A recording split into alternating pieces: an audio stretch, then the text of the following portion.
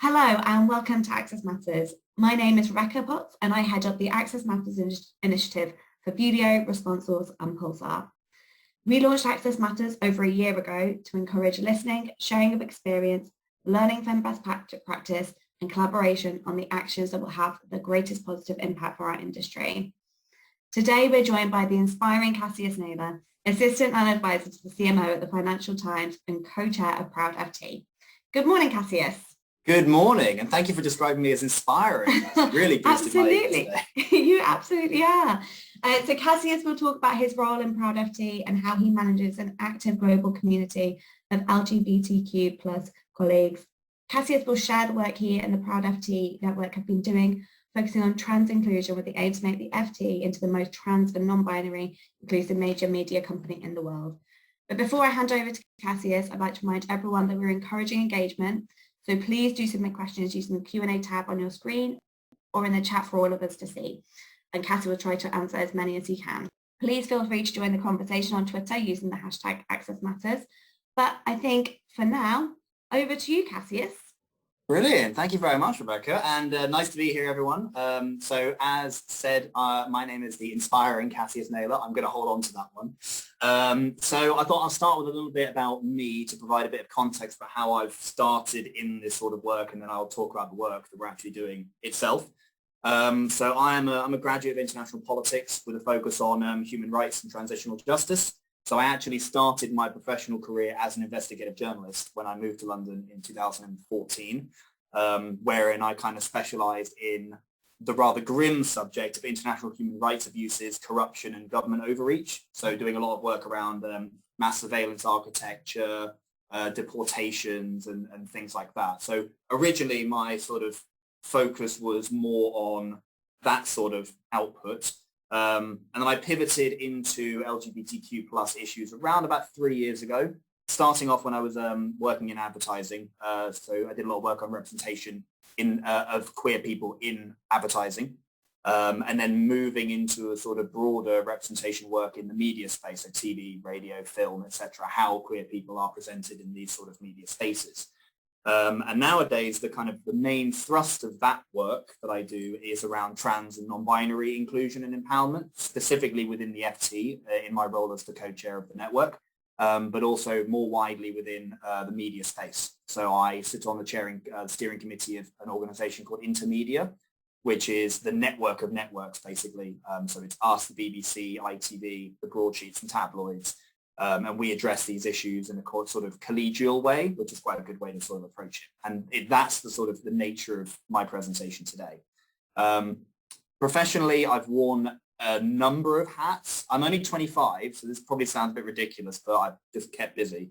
So I've been a journalist, I've been a researcher, I've been an academic assistant, I've been in technology sales, wherein controversially, I used to work for Linkfluence, who a lot of you will be familiar with. It's now been bought by Meltwater, I think. And obviously a variety of roles here at the FT, first events, then special projects, and now I am the functional chief of staff of communications and brand and design. So rather a lot. So yeah, in that I support the CMO, Finola McDonnell, and our director of strategic partnerships, James Lamont. So that is functionally me. That's the day job, and then I suppose you could say the gay job is that I co-chair Proud FT, which is the FT's LGBT employee network. I joined Proud.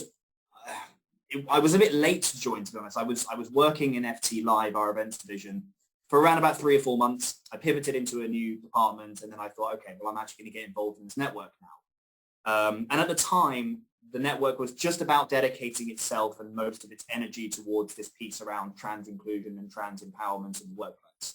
So we were doing our first rounds of specialized events, engaging with management on the issue. We were moving into a new office at the time. So there was a conversation about gender neutral spaces, bathrooms, changing rooms, etc. And then we were just about beginning work on our first global trans inclusion policy, which I will get onto later as well. So the network has a kind of rolling co-chair structure. So there are 2 of us, and one will resign and then another will come in. So this focus on trans inclusion and non-binary inclusion has now persisted through 4 different administrations up until my one. which should indicate the importance of it to our members, and also reflects the reality that trans people are among the most at risk and most marginalized people in the world.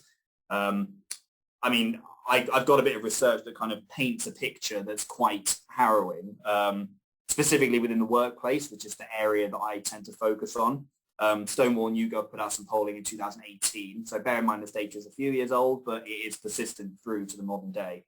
1 in 8 trans colleagues or trans employees have been physically attacked by a colleague or a customer in the previous 12 months from this polling. Half, 51%, have had to hide their identity at work for fear of discrimination. That's supported by evidence, and I also know that anecdotally as well in pretty much every company I've worked for. 1 in 4 experience housing discrimination, and the same proportion experience intimate partner violence or domestic abuse. Gallup has said that, and this is probably the most egregious one, 80%, 80% of trans people have experienced a form of transphobic hate crime in the last 12 months from that polling. And that's from 2020. A quarter have experienced physical assault, a quarter have experienced sexual assault. It's really, really dire. So this is the reason why me and my colleagues have devoted ourselves almost entirely at this point now to trying to create space within the FT where trans people can be safe and supported and empowered, because obviously we spend a lot of our time at work. A good proportion of chunk of our lives is spent in the office or in the working space. So this is where we can make a discernible difference, and that's what Proud has kind of dedicated itself to. So with that in mind, we decided to sort of cohere all of the various strands of our work on this into a 4-pillar plan, which I've called the Gender Inclusivity Program, which tackles sort of 4 key elements of this strategy, those being education, policy, training, and community building. So the intention behind this is for it to be a multifaceted, comprehensive approach to dealing with all of the reasons why transphobia might exist in a workplace. So we're engaged in efforts to raise consciousness among our colleagues, which is to say to make them aware that this is a problem and that it's something that we all need to address as allies to the trans community. We want to empower our colleagues at the basic level to just ask questions. You know, we were talking about this just before the session started, but this is kind of one of the most important parts of this, is that we speak to anonymously and anecdotally a lot of colleagues who are so terrified of getting things wrong. They just don't even want to engage with it and don't ask questions. And it's in that kind of vacuum that fear and suspicion and transphobia can develop. So we're really keen to make sure that we are educating people to a level where they can start educating themselves. And that's where the sort of inquisitiveness and the natural, I think, liberalism in people does take over. We want to empower people to self-educate, obviously, but we also want to empower our managers to lead, and that's where the training comes in. So creating structures within their departments, within their teams, learning best practice for when trans and non-binary colleagues join the team, how to support them through transition, or if they don't want to transition at all, and all the different facets of that. And also establishing formal policy structures to protect colleagues in the workplace and elsewhere. So all of that work is with a view to, and the rather ambitious goal, I should say, of making the FT into the most trans and non-binary inclusive major media organization on earth. And I say that's ambitious.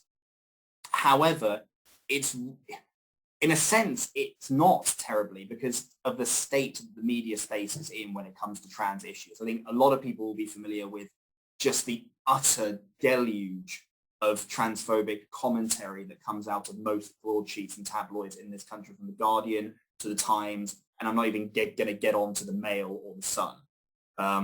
So we are kind of already sort of at the forefront of this. So the intention is now to keep the momentum going and lead and allow others to sort of follow, which is why I work with Intermedia, helping those other companies go with us on this journey. So I do have a few slides I'd like to try and share. I'm not entirely familiar with Zoom. I can share a screen. So let me, I'm one of these people that has like 500 tabs open, so I do apologize if I've ended up in the wrong one. I'm probably going to have to open this one and then He says, having worked in technology before. There it is. Okay, right. Rebecca, you're going to have to tell me if you can see this.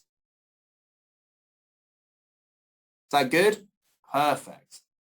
So broadly speaking, the program is this. So this is a 4-pillar program designed to go for the 4 main sort of areas we want to work in. So self-education, which we are doing through our new intranet, community building, which we do through the network, through Proud. So that's educational and social events and creating spaces for people to learn about other people's lived experience. That's kind of one of the biggest takeaways that I've learned is the reality is, if you talk to people, hearing their perspective directly does tend to change people's minds most effectively rather than, sort of scholastically trying to teach people things. Policy, which we do through human resources here, and training, which we do through the internal learning resource, FT Learning, and external consultancy, which we work with an organization called Gendered Intelligence, who I will thoroughly recommend everyone on the call should engage with on this sort of thing.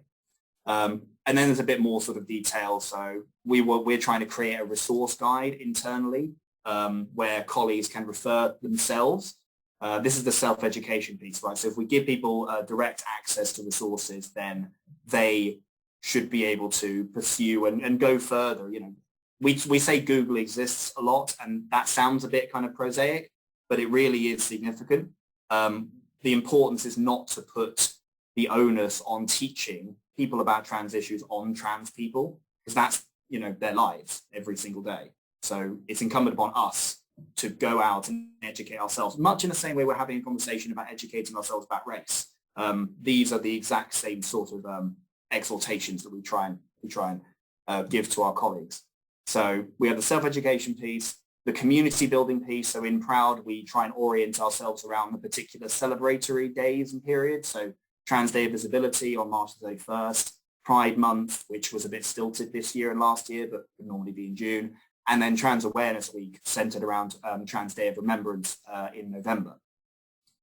So we tend to put on events and discussions, kind of niche. We've done events on trans-specific healthcare and access to HRT and various sort of specific elements of the medical system that trans people need to access, and the difficulty with which they have to access them, especially, all over the place, even within the NHS.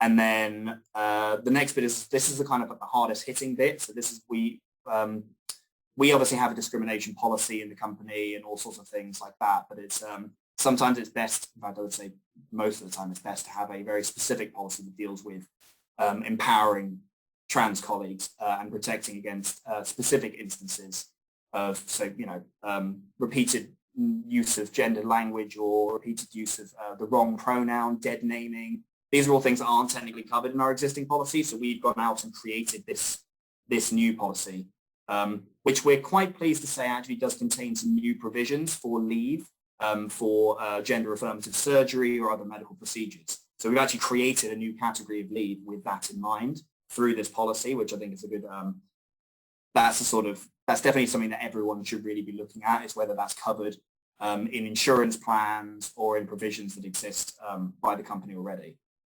And then finally, the training piece, just ignore the cost of that. But basically, this is specific specialist training that we try to provide to management and customer-facing colleagues about how to talk about these issues, first of all, and the appropriate terminology for this, getting a basic grounding in the laws and the policy that exists within the company and the country, and also, increasing awareness of the experience and how that experience is lived in a workplace and an office environment.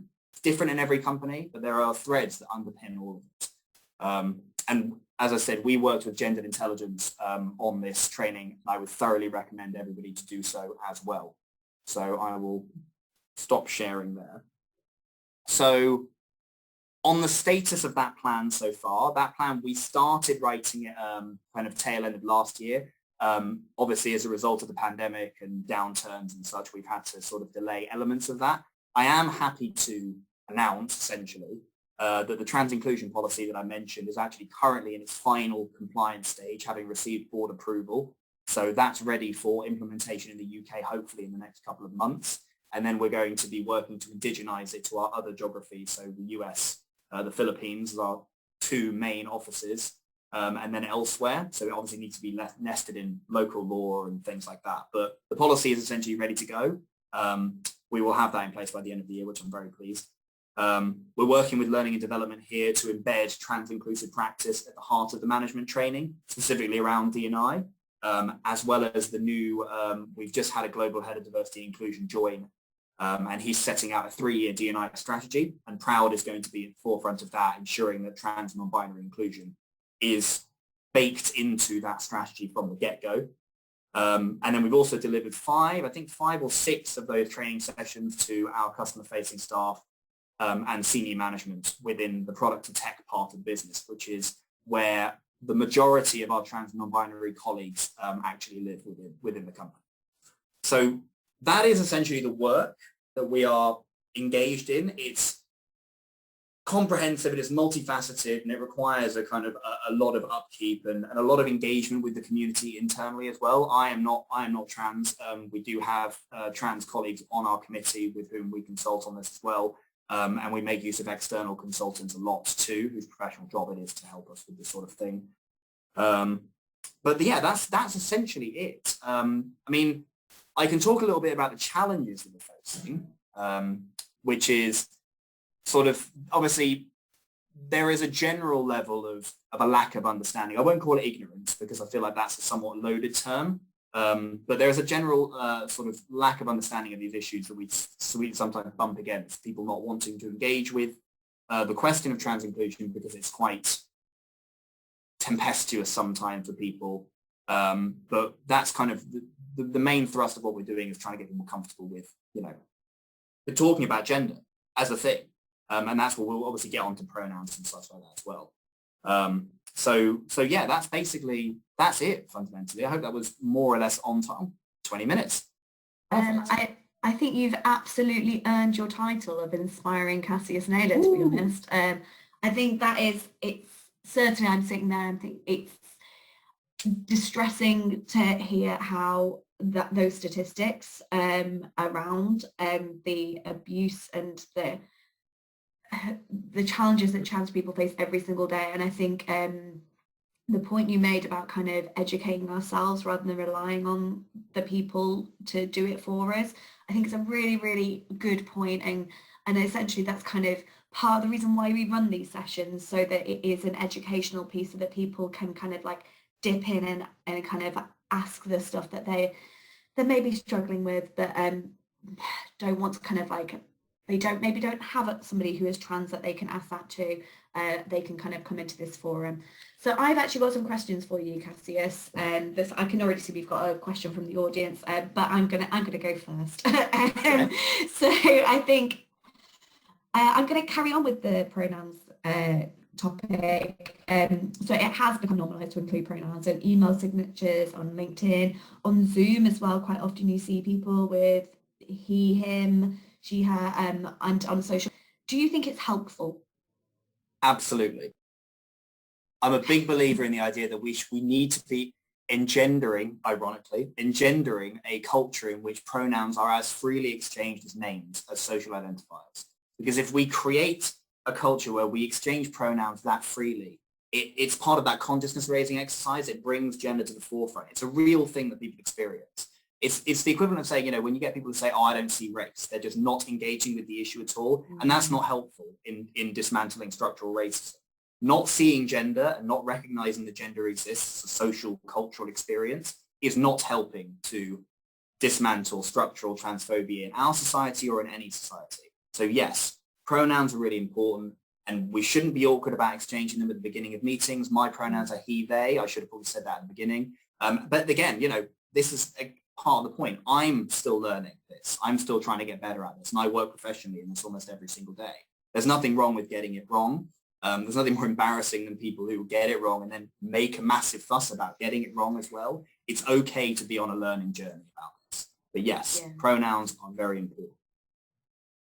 Excellent. I think it's one of those things that kind of I've certainly toyed with, kind of like adding it to my LinkedIn, and then I kind of think of is this my place? And it's like, actually, if we all do it, then it normalizes it and everybody's doing it. It's no longer a big thing to kind of have it after your name. So Precisely, I think that'll be kind of next thing I do once we finish here. I'll add it onto my LinkedIn. I'm going to lead by example. So kind of following on actually. So gendered speech and greetings seem to be ingrained into our speech. So people saying hi guys to a mixed group of people. Yeah. I'm guilty of doing this and I catch myself, but do you have any advice on how to combat this, or how we can all like kind of keep ourselves in check when we're communicating? So I do think the simple answer is practice, practice, practice. And again, it's okay to get things wrong. I do all the time. I have to correct myself or try and quietly make sure, okay, right, next time I'm going to make sure. But there are so many non-gendered alternatives to saying hi guys, or I mean, I tend to go with the hi everyone or hi all. But you know, some people like to go with a bit more kind of bucolic hi folks. I get that a lot in like the product and tech side.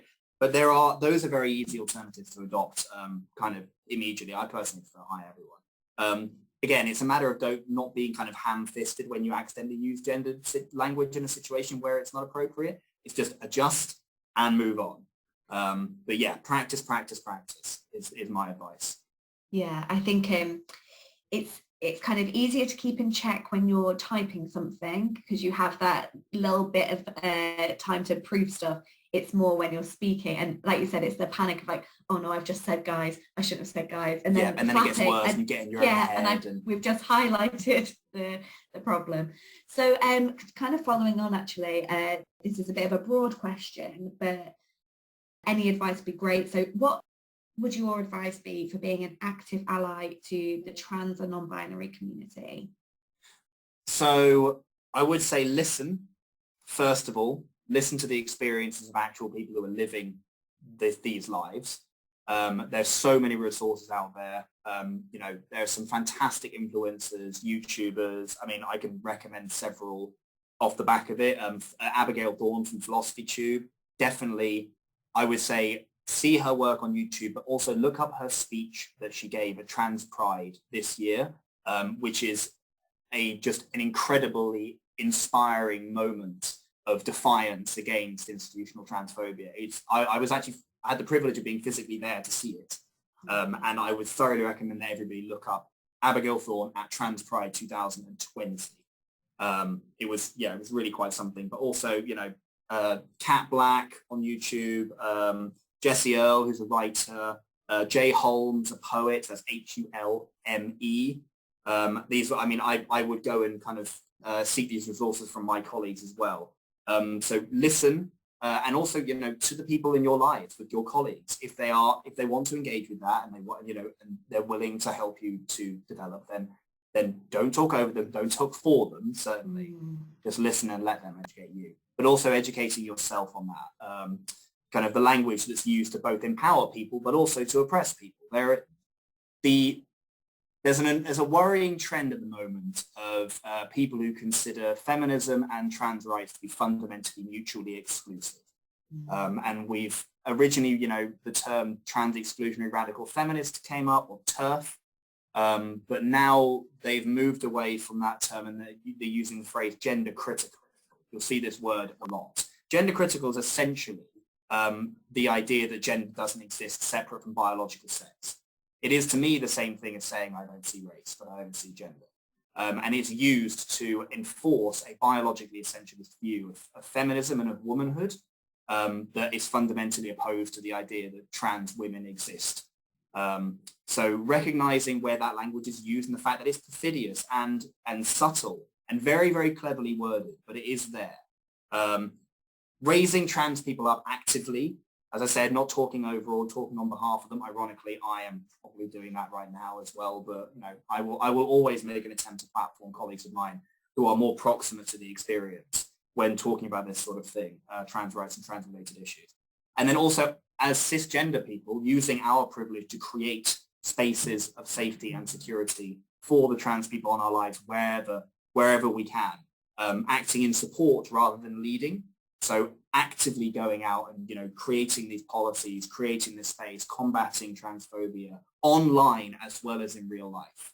A simple tweet of support. If you see someone getting dogpiled on Twitter, a simple tweet of support in favor of them or even a DM can change things for people. So allyship is active, as you said, being an active ally. It's not a passive thing. It's not it. You're being trans-inclusive in yourself is all well and good, but it's a battleground out there. As I said, the statistics earlier on, it's a real battleground out there. We need to be active in our allyship to protect people using the privilege that we have. So that's what I would say. Yeah, that's fantastic. I think it's the listening is the biggest part, and you're right about the language. It's kind of, you can read something and quite often, because it can be quite confusing. So I'll read it, I'm like, hang on, is this saying what I think it's saying? And then you're having to dig deep and be like, oh, hang on, I don't agree with this. But if I'd have just skim read this on the tube or whatever, then maybe that would have gone into my conscious and I wouldn't have picked up on the kind of the negative undertones. And thank you for the recommendation of that speech as well. I will dig out, I will find a link to that and pop it in the email, which will have the recording as well, because I think that would be a lovely kind of resource to kind of follow up to people that have been able to join us and those that haven't as well. So my next question is kind of it's a big question, and it's difficult. I'm not expecting you to have the answer whatsoever, but any help would be great. So the LGBTQ plus community includes different identities, races, backgrounds.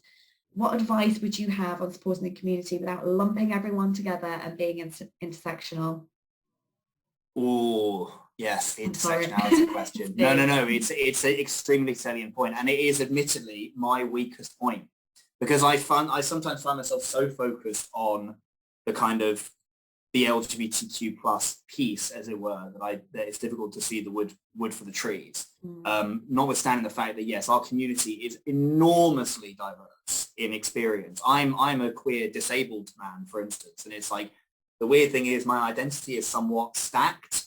So I identify first as a bisexual man, and then secondly as a disabled man. And I'm kind of like, I want to get more involved in our disability network, FT Access here.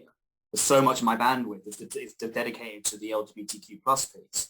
So this is really difficult. I think there is by necessity a degree of lumping based on the common experiences that queer people have in engaging with society. But it is vitally important to recognize, the internal diversity, that different segments will have different experiences. The experience of a black gay man is fundamentally different from my experience as a white bisexual man. The experience of a queer woman is different from that of a black gay man, etc. So the importance is to kind of bring people to the table, platform people, work with the organizations that are already representing other protected characteristics. We have 7 employee networks in the FT now, from FT Embrace, which is our Black and ethnic minority network, through to FT Women and Proud. And I work a lot with FT Women actually on this feminism piece.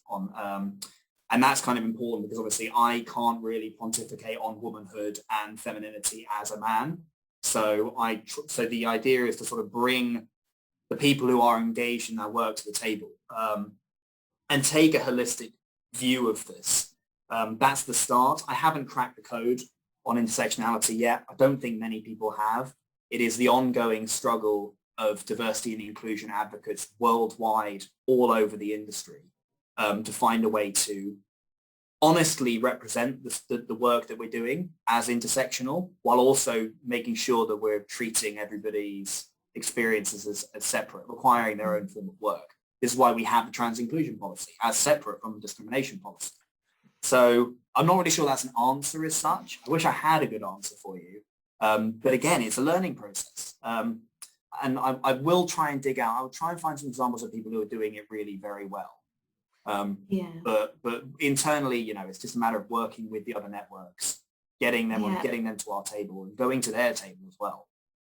I think I actually, that's a very good answer. I think that I don't think that is like kind of the correct answer as such, and I think you're right to kind of be looking for those people who are doing it well. So I know that there's various influencers that I follow on Instagram who kind of I like following them because I'm seeing a different way of life that I don't have, so it's kind of giving me a little bit of insight and a little bit of understanding. Yes, it's exactly. perfect, but it's fill your space with the richness of other people's experiences. It's so many, you can go out and, see people with like 20,000 Twitter followers. I'm not sure how the algorithm works at that point, but there's so many people you can go out there and seek their insight and absorb their experiences. I mean, the internet is a wonderful and a terrible thing at the same time, but it's wonderful in the sense that it's given us access to the breadth of human experience. And I almost think this is why Gen Z and the sort of younger generations are getting, as a matter of empirical fact, queerer and more liberal and more, because they're plugged in almost directly to people's experiences. My younger brother is 4 or 5 years younger than me, 5 years younger than me. So there's not a generational gap really between us in any sort of sociological sense, but culturally, it's like he's from a different planet. And the way he grew up, he's also gay. So he came out of the closet at the age, I think it was 15. And I was thinking, if I come out of the closet at the age of 15, I wouldn't have survived school. And I was born in 1996. So it is changing. And I do think that is a result of the access the internet's provided. And everyone is able to access that. So yes, that's a very, very good point. Yeah, I really love that phrase that you used, to fill your space with like experience with other people. I think it's a really beautiful way of kind of putting it, actually. And it wonderfully leads me on to my last question. I can see I've got questions from the audience, so I will try and be quick. But are there any influencers or resources you would recommend for people wanting to learn and understand more about the trans experience?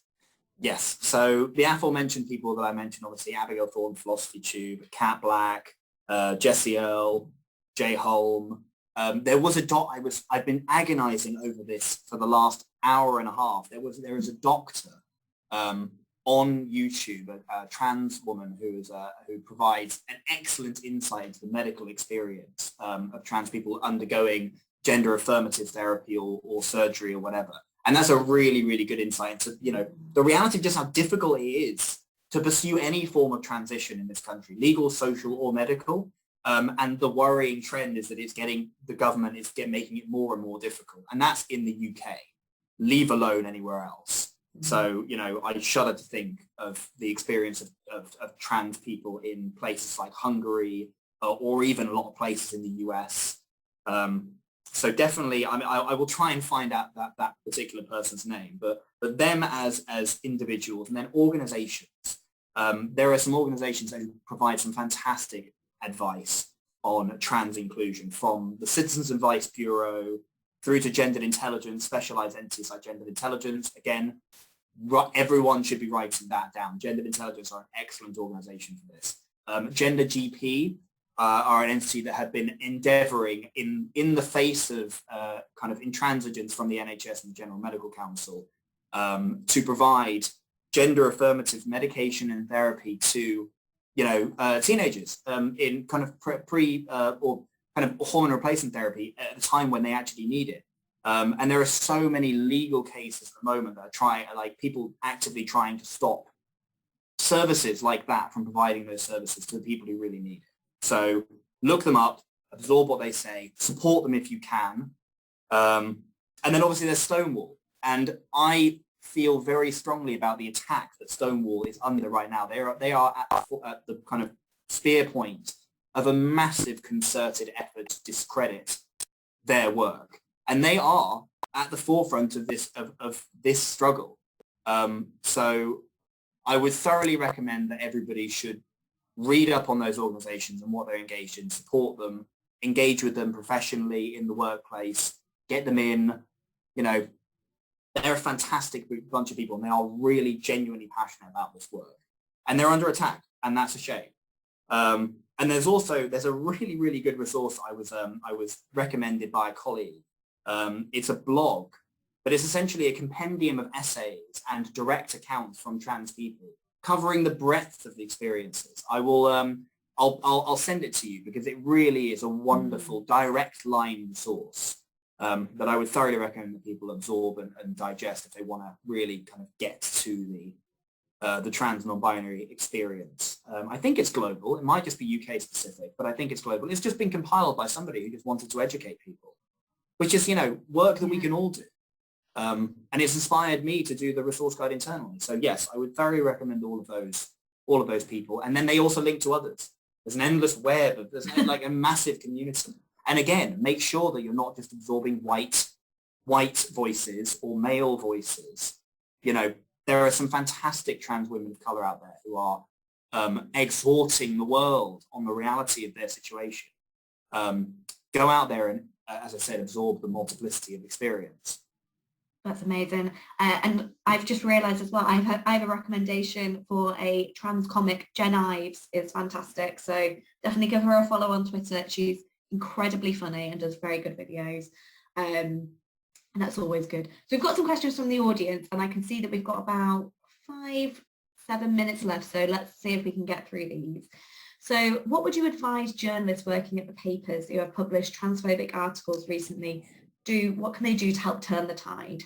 Ooh, this is a tough one, and it's a tough one specifically for me because I sit on the other side of the wall, as it were, from editorial within the FT, and it does make my job somewhat easier that the FT doesn't really address social issues, as it were, so we're not likely to get the sort of columns and opinion pieces that you see in The Guardian or in The Times or in the Mail around these issues. But in terms of addressing transphobia in editorial, I mean, the first point would just be to talk to people, definitely. A lot of times, it's so much of this is founded on ignorance or a lack of understanding. And oftentimes, some people think it's fundamentally malicious. I think a lot of it just comes from fear. So there is a degree to which people can be helped, I suppose, out of these opinions. But a resource that I would thoroughly recommend is getting in touch with the Transgender Journalists Association, TJA. They provide all sorts of guidance, from style guides on how to talk about trans people and the trans experience, recognizing these kind of dog whistle phrases like gender critical and things like that. They exist essentially to help newsrooms with dealing with this sort of thing. But yeah, that's about as much as advice. Again, it's something that I have yet to probably crack. And I work with the LGBT employee networks at The Guardian and at the Mail and the Telegraph, and they're experiencing this exact same problem as well. We get tied into this conversation about free speech and this idea that free speech can be conducted without any sense of responsibility at all. And that is, in my opinion, an erroneous way to consider these sort of things. Speech does have consequences for the people about whom you're speaking and also for the people who are doing the speaking. So, yeah, I wish I had, again, a more solid answer for that. But definitely engage with the TJA on that. They are at the forefront of this. I think that's absolutely a really fantastic resource. So we work with a lot of journalists through Response Source, and I think that would be like a fantastic resource for us to kind of like push out to them and share on our Access Matters hub as well, just because if all it takes somebody like kind of having a quick search and clicking on it and realizing, oh, actually I need to just change a few words within my article to make it more inclusive, then that's always good. And yeah, very much that. And also there's a as a kind of addendum to that, I tend to find that journalists respect journalists.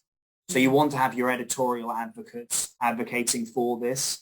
The allies you have within the newsrooms.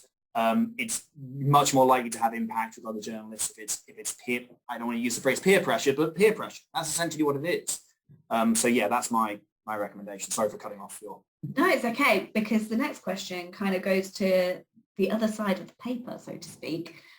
What can readers do to show that they don't support transphobic features published by mainstream press? Comment.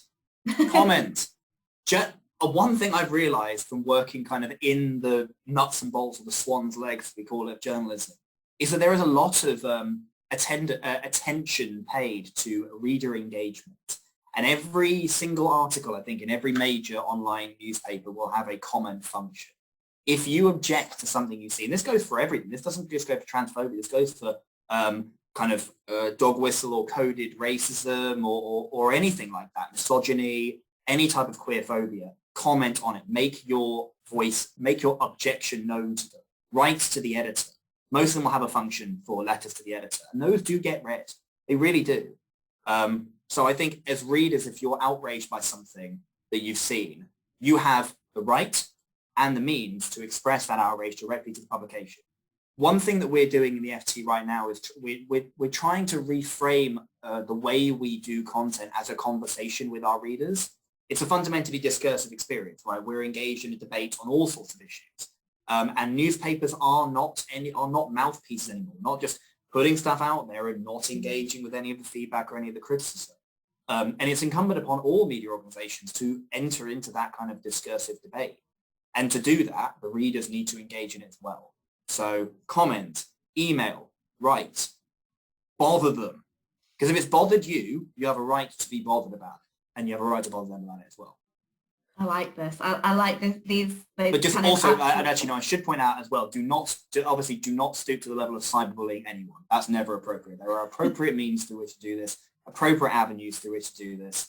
But again, it's not, you shouldn't just stay silent about bigotry or about, when a publication is putting out something you consider to be contributing to the oppression of an already oppressed group. Yeah, I think there's going to be a few people kind of digging out those email addresses at the bottom of their articles and making our voices heard. So our last question, which is kind of perfectly timed now. So what other signifiers can we watch out for as allies? So things like gender critical or the use of the suffragettes colours in the UK. So it's interesting because this language is constantly shifting and changing, and we are always trying to sort of keep up with the new ways that these views and this bigotry is presented.